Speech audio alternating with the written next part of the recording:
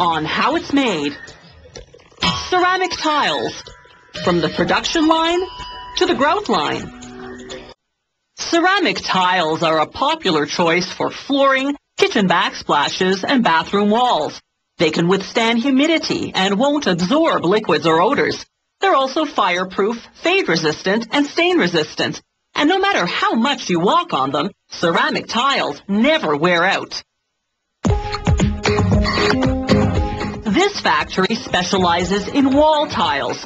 Floor tiles are made using the same process, but a different composition of ingredients. The starting ingredient here is talc, a soft, powdery mineral. They blend it with 4 different powdered chemicals, the names of which are a company secret. The ingredients go into a mixer, where they're hydrated until they're 6% water to 94% powder.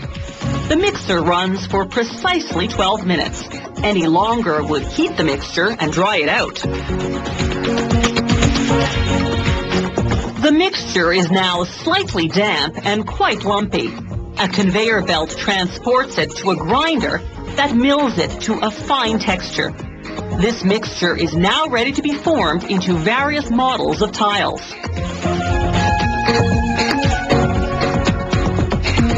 The factory uses fully automated machinery to produce its 10.8 centimeter square tiles, a standard wall tile size.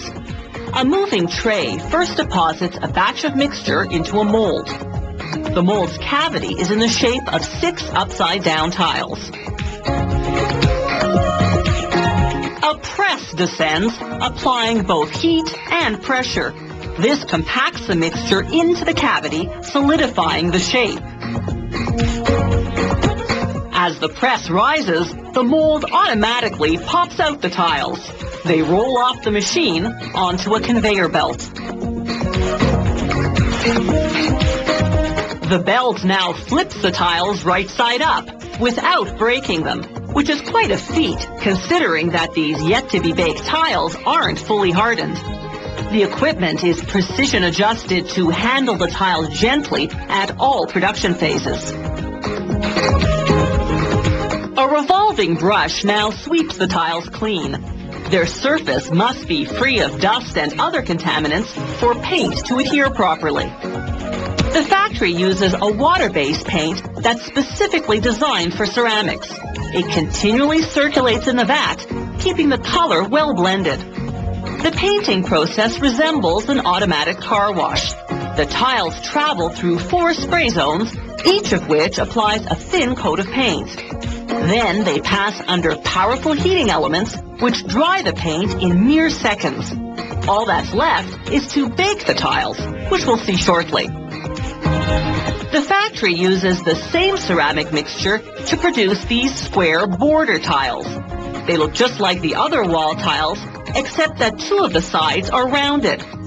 When you install a row of these border tiles above the regular tiles, the rounded edges produce a clean, finished look.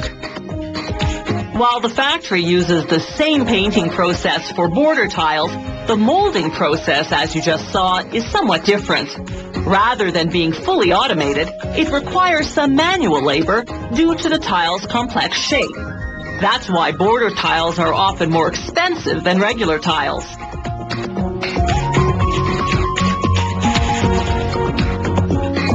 When the tiles come out of the dryer, workers stack them on wooden racks. They load the racks onto mobile carts, then roll the carts into a gas-powered oven called a kiln. This factory's kiln is 58 meters in length, longer than an Olympic-sized swimming pool, and large enough to bake some 50,000 wall tiles in one shot. The firing, as it's called, takes 14 hours.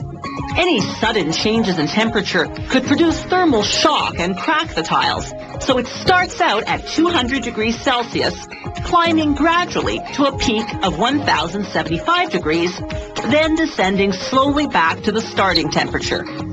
After a cooling period that lasts roughly an hour, the tiles come out. They're now fully hardened and ready to have their back to the wall.